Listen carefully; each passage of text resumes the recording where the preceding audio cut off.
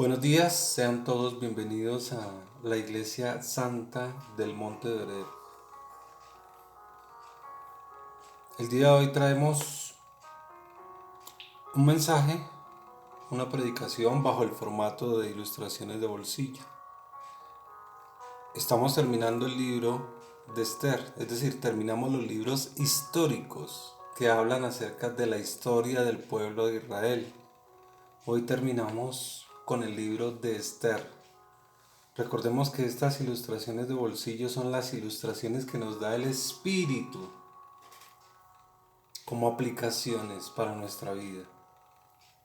Bien, el tema de hoy tiene como título La mujer de la hora. La mujer de la hora. ¿Por qué este título? Porque fue la mujer que el Señor utilizó para hacer cosas extraordinarias en ese momento de la historia, en esa época, en ese momento de la historia. Ya vamos a ver en el desarrollo del tema de qué manera fue que el Señor utilizó a esta mujer que era judía, de nombre Esther. Bien, entonces vamos a Esther 4:14. Esther 4:14 dice: porque si callas absolutamente en este tiempo, perdón, ahí está hablando Mardoqueo, que era el primo de Esther y a la postre fue su padrastro, le está hablando a Esther. Dice: porque si callas absolutamente en este tiempo, respiro y liberación vendrá de alguna otra parte para los judíos. Mas tú y la casa de tu padre pereceréis. Y quién sabe si para esta hora has llegado al reino. ¿Y quién sabe si para esta hora has llegado al reino? Bien, recordemos que el tema tiene como título La mujer de la hora. Este versículo de este libro, es decir, de Esther, nos habla de un pedido de auxilio extremo para poder evitar el exterminio total de los judíos en el reino, en el reino del rey Asuero en ese momento. Aquí se está dirigiendo Mardoqueo a la reina Esther. Ahora, ¿quién era Mardoqueo? Mardoqueo fue un varón judío entroncado en la genealogía de la tribu de Benjamín y de Saúl. Es primo de Esther y además se convirtió en su padre adoptivo al acogerla y criarla cuando sus padres murieron.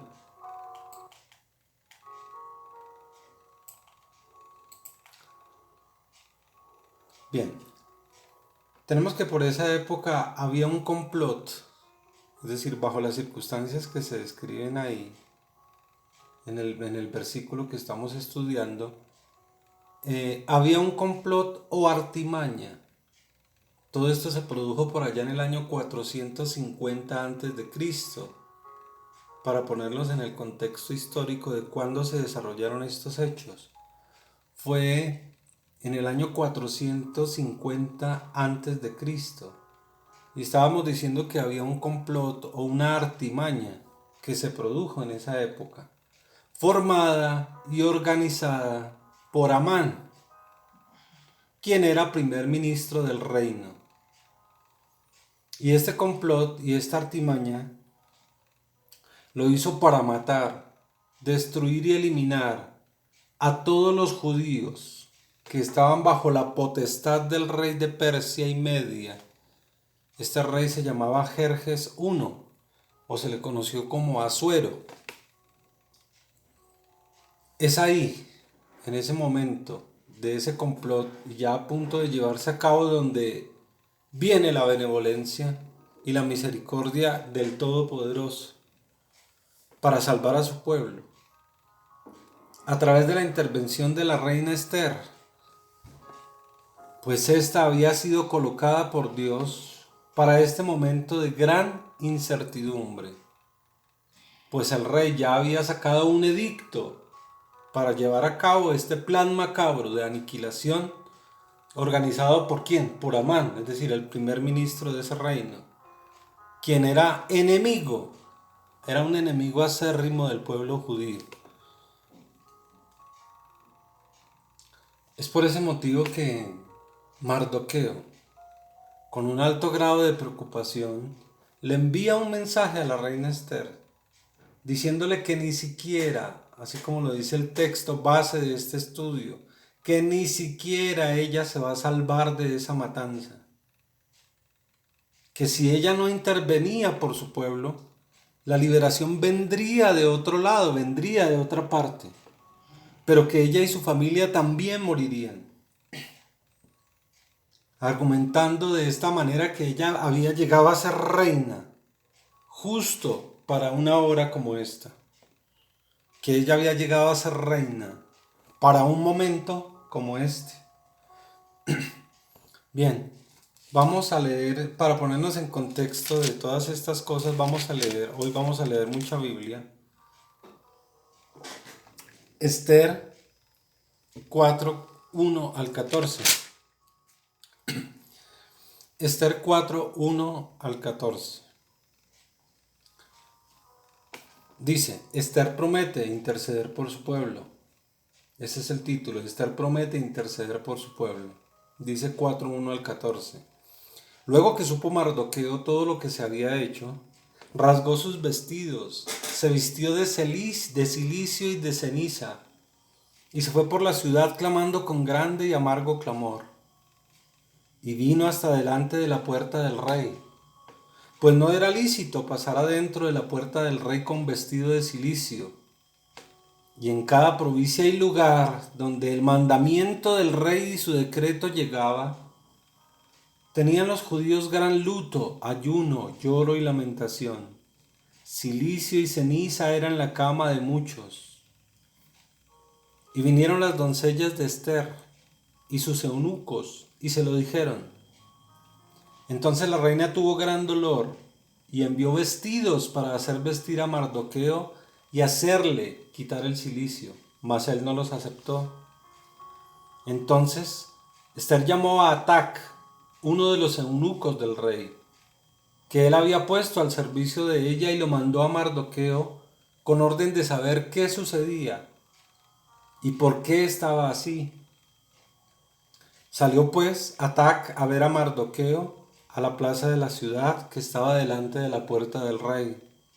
Y Mardoqueo le declaró todo lo que había acontecido, y le dio noticia de la plata que Amán había dicho que pesaría para los tesoros del rey a cambio de la destrucción de los judíos. Le dio también la copia, fíjate iglesia, le dio también la copia del decreto que había sido dado en Susa. Susa era la capital del reino. Le dio también la copia del decreto que había sido dado en Susa para que fuesen destruidos, a fin de que la mostrase a Esther y se lo declarase y le encargara que fuese ante el rey a suplicarle y a interceder delante de él por su pueblo. Vino Atac y contó a Esther las palabras de Mardoqueo. Entonces Esther dijo a Atac que le dijese a Mardoqueo: todos los siervos del rey y el pueblo de las provincias del rey saben que cualquier hombre o mujer que entra en el patio interior para ver al rey sin ser llamado, una sola ley hay al respecto a él: ha de morir, salvo aquel a quien el rey extendiera el cetro de oro, el cual vivirá. Y no he sido llamada para ver al rey estos 30 días. Y dijeron a Mardoqueo las palabras de Esther. Entonces dijo Mardoqueo que le respondiesen a Esther: no pienses que escaparás en la casa del rey más que cualquier otro judío, porque si callas absolutamente en este tiempo, respiro y liberación vendrá de alguna otra parte para los judíos, mas tú y la casa de tu padre pereceréis. Y quién sabe si para esta hora has llegado al reino. Bien, Fíjate que vemos acá de que el rey había sacado ya un mandamiento, había sacado un decreto, había ya colocado un edicto de que iba a matar a los judíos. Todo esto eh, ya sabemos que había sido tramado por Amán. Ya Mardoqueo tenía una copia en sus manos y se la envía a Esther de ese decreto, sí, en donde se declaraba de que el pueblo de Israel iba a ser exterminado. Y por último vemos que Mardoqueo le dice a Esther que por favor interceda por el pueblo judío, de lo contrario ella y su familia también perecerán. Y de que quién sabe si ella fue puesta para esa hora o si para eso había llegado al reino. Bien, vamos a ver ahora quién era la reina Esther. Es necesario ponernos también bajo este tipo de consideración. ¿Quién era la reina Esther? La reina Esther era una joven y hermosa mujer de descendencia judía, proveniente del linaje de la tribu de Benjamín. Era huérfana y fue adoptada por su primo Mardoqueo. Se convirtió en la reina de Media y Persia cuando se casó con el rey Asuero. Ese reino de Media y Persia, recordemos que viene después del imperio babilónico, después viene el imperio medo-persa, después viene el imperio greco-macedonio y después viene el imperio romano, que fueron los 4 imperios grandes que existieron en la antigüedad, y sobre eso se basa toda la, bueno, por ejemplo, parte de la escatología que el Señor les dio a Daniel. Pero bien, Media y Persia fue uno de los imperios más grandes y más extensos que hubo en el mundo, llegaba hasta Egipto incluso. Entonces vemos que esta mujer se convirtió en la reina de Media y Persia cuando se casó con el rey Asuero. Ya dijimos que el rey Asuero era Jerjes. Esta mujer, convertida en la soberana de este reino, viene a ser el elemento del cual se sirve Dios para salvar a su pueblo. Vemos que pese a ser mujer y que era tenida en poco por la sociedad, el gran yo soy la escogió a ella para cumplir este propósito. Fíjate que todos tenemos un propósito en la vida. ¿Y por qué la escogió? ¿Por qué la eligió? Precisamente la eligió por su confianza y por su fe en él. Ahora observemos algunas características personales y físicas de esta mujer. Algunos valores íntimos que ella tenía, que formaban parte de su carácter y que a la postre fueron armas importantes para ajustar la consolidación de hechos tan trascendentales como la invalidación de un edicto, por ejemplo, de un decreto real. Bien, vamos a ver las características entonces que tenía Esther, tanto morales, como personales, como espirituales, como físicas, de temperamento, de carácter, de personalidad. Bueno, primero que todo, era una mujer decidida y resuelta, una mujer que tomaba decisiones y resoluciones. Vamos a Esther 4, 12 al 17. Cuando Mardoqueo recibió el mensaje de Esther, le mandó esta respuesta: no te vas a salvar solo porque estás en el palacio.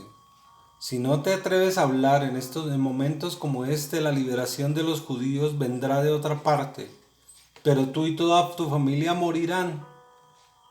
Yo creo que has llegado a ser reina para ayudar a tu pueblo en este momento. Entonces, Esther decide ayudar. Fíjate que era una mujer decidida, resuelta. Entonces Esther le mandó esta respuesta a Mardoqueo: reúne a todos los judíos que se encuentran en Susa y ayunen por mí. No coman ni beban durante 3 días. También mis sirvientas y yo ayunaremos. Después de eso me presentaré ante el rey, aunque la ley no lo permita. Y si tengo que morir, moriré. Y si tengo que morir, moriré. Mardoqueo fue y cumplió todo lo que Esther le había ordenado. Entonces fíjate que era una mujer decidida, una mujer de decisión, una mujer de resolución. Una mujer llevada por la confianza de Dios, por la fe puesta en el gran yo soy. Entonces, era decidida y resuelta. Ahora vamos a ver otra característica de que era una mujer hermosa, muy bella y elegante. Bien, Esther 2:7 dice, y había criado a Hadasa, es decir, Esther. Ese era otro nombre. Bueno, Hadasa se conocía como Esther, era lo mismo, ¿no? Hadasa o Esther. Y había criado a Hadasa, es decir, Esther, hija de su tío, porque era huérfana. Está hablando de Mardoqueo. Y dice, y la joven era de hermosa figura y de buen parecer. Cuando su padre y su padre murieron, Mardoqueo la adoptó como hija suya. Entonces fíjate que el Señor escogió a una mujer ¿qué? Una mujer hermosa, una mujer bella y una mujer elegante para llevar a cabo esta misión. ¿Sí? Hermosa para qué? Para que fuera tal vez escogida dentro de la cantidad de mujeres que el rey exigió para cambiar a la reina Basti. Bueno, eso también hace parte de la historia de Esther, pero estamos fijándonos en el versículo tema de estudio. Bien, otra característica es que era una mujer con un alto grado de abnegación y heroísmo. Abnegación y heroísmo. Decisión y resolución. Una mujer hermosa y elegante. Fijémonos en estas características que estamos estudiando de esta persona, de esta mujer, Esther, que llegó a ser reina. Y miremos a ver si esas características también estamos nosotros o las estamos aplicando en nuestras relaciones, en lo que el llamado de Dios ha traído para nuestra vida. Bien, decíamos que era una mujer con un alto grado de abnegación y heroísmo. Esther 4:16 dice, ve y reúne a todos los judíos que se hallan en Susa, y ayunad por mí, y no comáis ni bebáis en 3 días, noche y día. Yo también con mis doncellas ayunaré igualmente, y entonces entraré al ver al rey. Imagínate el alto grado de heroísmo, ¿no? Y entonces entraré a ver al rey, aunque no sea conforme a la ley, y si perezco, que perezca. También era una mujer con tacto, es decir, con mucho tacto, que ponderaba las circunstancias. Era una mujer moderada, era una mujer con tacto. Ya les dije que ponderaba las circunstancias, que era moderada. Vamos a Esther 5:8. Esther 5:8. Esther 5:8. Si he hallado gracia ante los ojos del rey, y si place al rey otorgar mi petición y conceder mi demanda, que venga el rey con Amón a otro banquete que les prepararé, y mañana haré conforme a lo que el rey ha mandado. Fíjate que era una mujer que ponderaba las circunstancias. Dice, y si le place al rey otorgar mi petición y conceder mi demanda. Bien. Era una mujer con una gran valentía, con un gran valor. Fijémonos en Esther 7, del 1 al 7. Dice, fue pues el rey con Amán al banquete de la reina Esther. Y en el segundo día, mientras bebían vino, dijo el rey a Esther, ¿cuál es tu petición, reina Esther, y te será concedida? ¿Cuál es tu demanda? Aunque sea la mitad del reino, se te será otorgada. Entonces la reina Esther respondió y dijo, oh rey, si he hallado gracia en tus ojos, y si al rey le place, séame dada mi vida por mi petición y mi pueblo por mi demanda. Porque hemos sido vendidos, yo y mi pueblo, para ser destruidos, para ser muertos y exterminados. Si para siervos y siervas fuéramos vendidos, me callaría, pero nuestra muerte sería para el rey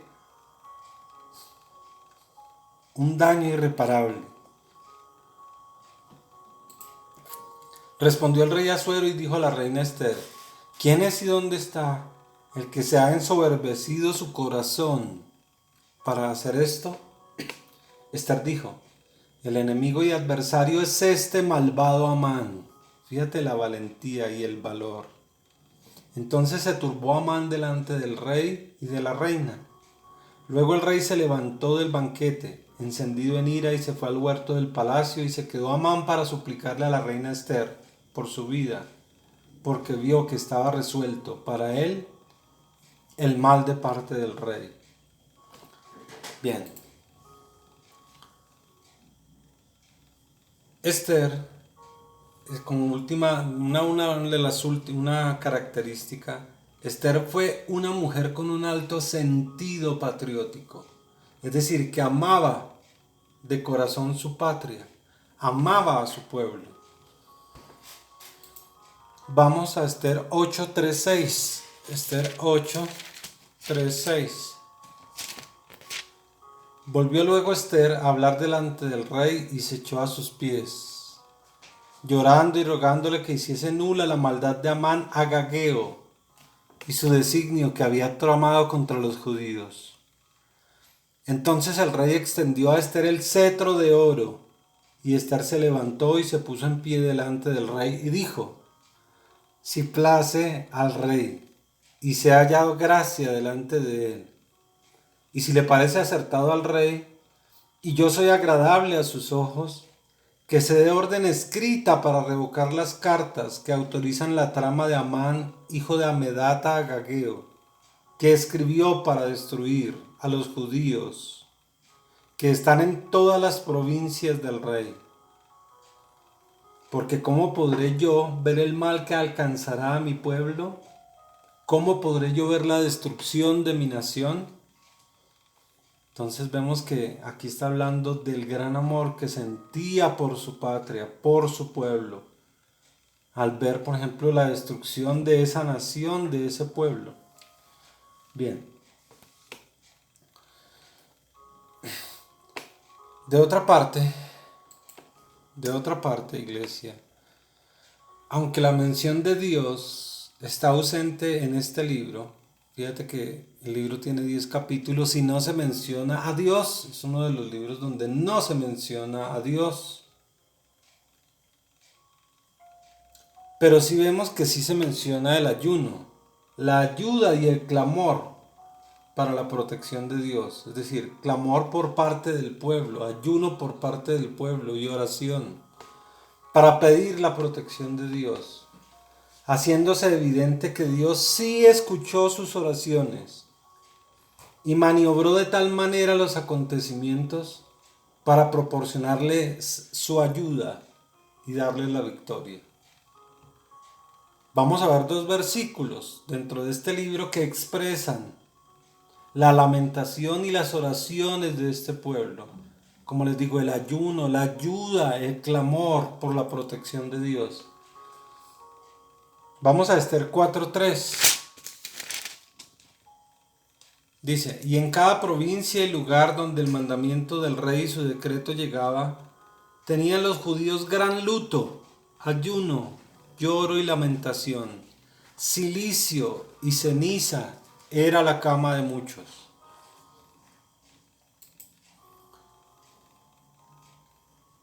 Ahora vamos a Esther 9:30. Esther 9:30-32.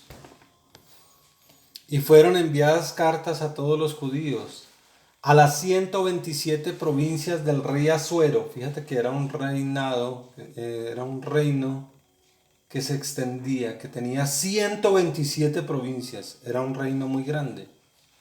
Y fueron enviadas cartas a todos los judíos a las 127 provincias del rey Asuero con palabras de paz y verdad, para confirmar estos días de Purim en sus tiempos señalados. Ya vamos a ver qué son los días de Purim, qué es la fiesta de Purim y qué se celebra en la fiesta de Purim.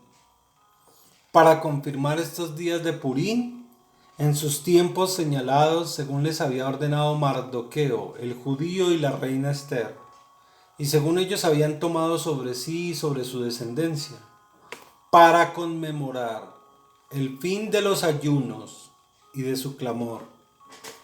Y el mandamiento de Esther confirmó estas celebraciones acerca de Purim, y esto fue registrado en un libro.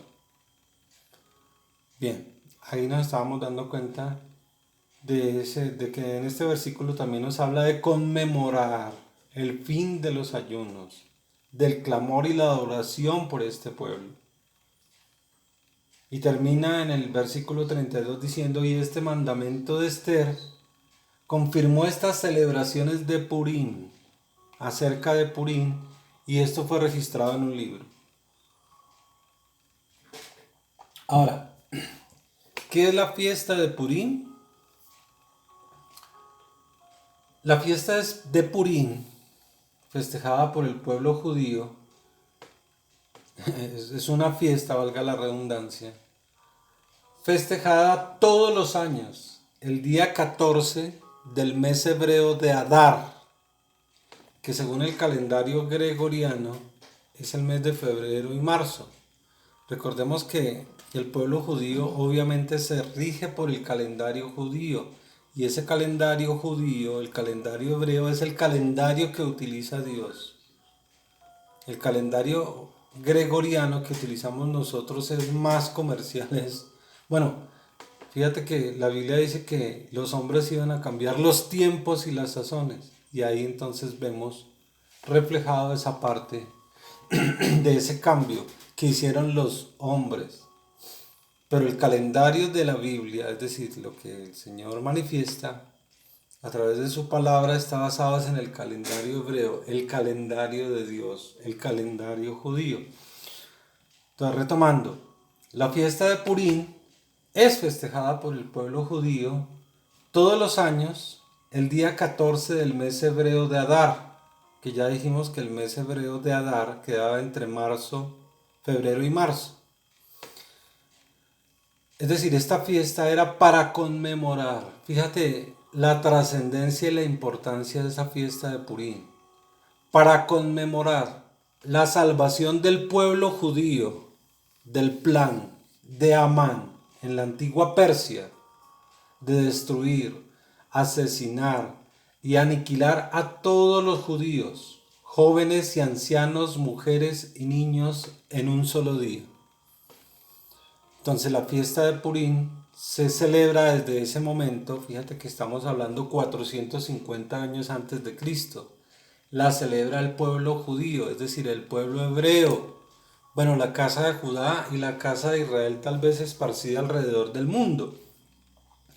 Pero esta fiesta es celebrada como para celebrar ese acontecimiento tan importante. Bien, iglesia,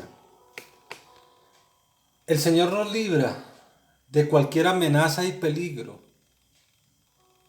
a su pueblo escogido, a su santa nación, a la iglesia que verdaderamente hace parte de su pueblo. El Señor libra de esa amenaza y de ese peligro. Notamos cómo el gran Yo Soy utiliza a personas que han sido puestas por su providencia para llevar a cabo espectaculares procedimientos y liberar del exterminio total al pueblo judío. Han sido varias las formas en las cuales ha actuado el Señor a favor de su pueblo, defendiéndolo muchas veces de la aniquilación. Recordemos la cantidad de guerras que han habido en el Medio Oriente y que el Señor, es el que defiende a su pueblo, porque a la final entonces sería un pueblo aniquilado, ¿no? El gran Señor, Jehová de los ejércitos. No, he oído lo que vamos a decir. Dios, el Todopoderoso, Rey de Reyes, confiere un llamado especial a personas que por su fe y por sus características espirituales están dotadas de dones particulares, con el sublime propósito de que se lleven a término sus designios, los designios de Dios. El Señor confiere ese llamado especial a esas personas que por su fe y que por su confianza y por toda esa cantidad de características espirituales están dotadas de dones particulares. Y el Señor llama y envía a esas personas con el sublime propósito de que se lleve a cabo o de que se lleve a término sus designios, sus consignas, lo que Él quiere, lo que Él necesita. Ahora, atención, según su forma de actuar, Dios no interviene. Según la forma de actuar del Dios, Dios no interviene, no opera, no influye de manera directa sobre la humanidad, sino que Él procede, obra, solo a través de algunos llamados y escogidos, para obrar de acuerdo a sus preceptos, para dirigir a su pueblo, para mostrar las grandezas de su reino y para encaminar a la iglesia por la ruta que Él necesita.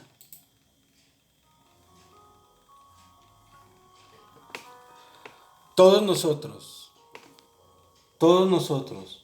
somos vulnerables, frágiles, endebles, cuando se trata de requerimientos espirituales que conllevan peligros o pérdidas materiales y físicas. Pero lo que debemos hacer es adentrarnos a mirar la causa del Señor y lo que su pueblo y su iglesia nos exigen.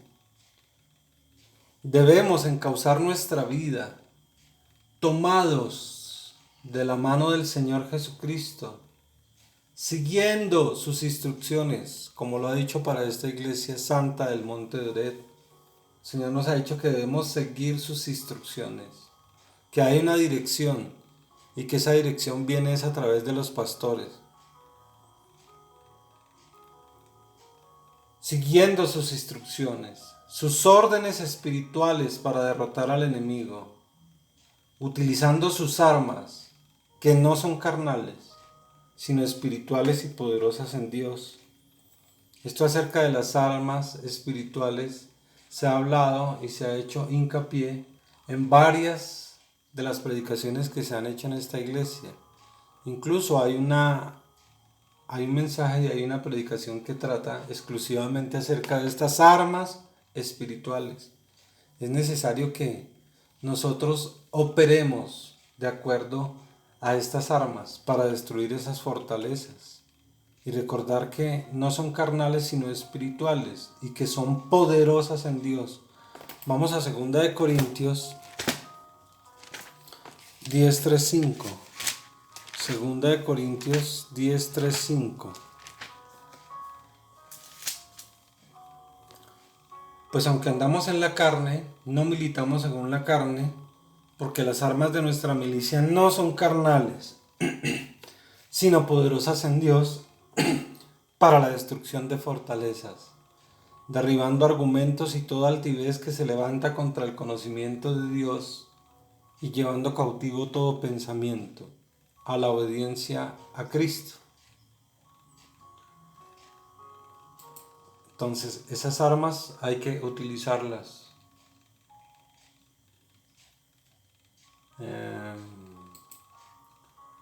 Bien, hermanos y hermanas, como nos hemos dado cuenta, la sabiduría divina, el conocimiento absoluto de Dios, la omnisciencia de Dios, tuvo en cuenta este asunto al hacer que Esther fuera la reina en ese momento de la historia.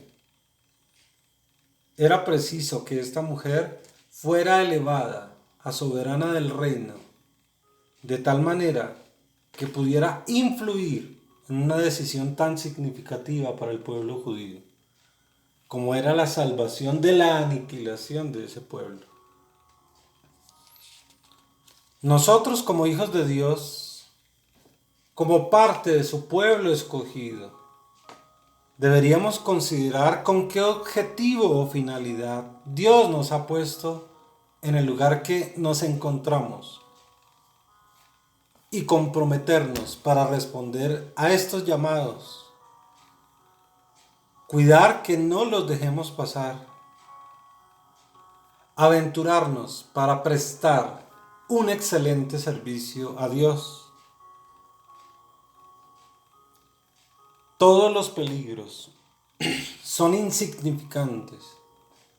Cualquier sacrificio carece de peso en comparación con el riesgo de perder nuestras almas. ¿Y cómo podríamos perder nuestras almas? Es decir, acuérdate que el alma está para una salvación eterna o para una condenación eterna. ¿Cómo podríamos nosotros perder nuestras almas? Renunciando al llamado y a las cosas espirituales de Dios. Debemos dejar el miedo, el temor y el temblor y arrojarnos sin reservas a la misericordia, a la gracia y a los favores del gran yo soy.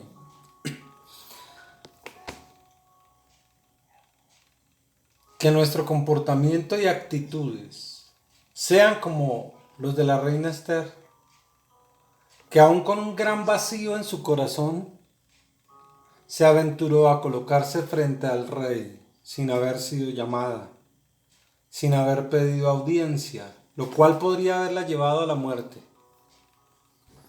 Actuemos como ella lo hizo, con sincera oración, súplica y ayuno, y veremos las majestuosas contestaciones de nuestro Padre Dios. Hemos sido convocados por el Rey de Reyes para estos llamados y para estos servicios. Respecto a esto, el Señor también se ha pronunciado y ha dicho que nosotros somos una generación exclusiva, es decir, una generación privilegiada. Sí, porque hemos sido convocados por Dios, por el Rey de Reyes, el Señor de Señores, para estos llamados y para estos servicios, como la generación que tendrá que vivir las situaciones más inimaginables y asombrosas en toda la historia de la humanidad. Y esa generación es esta. Seamos consecuentes con ese llamamiento.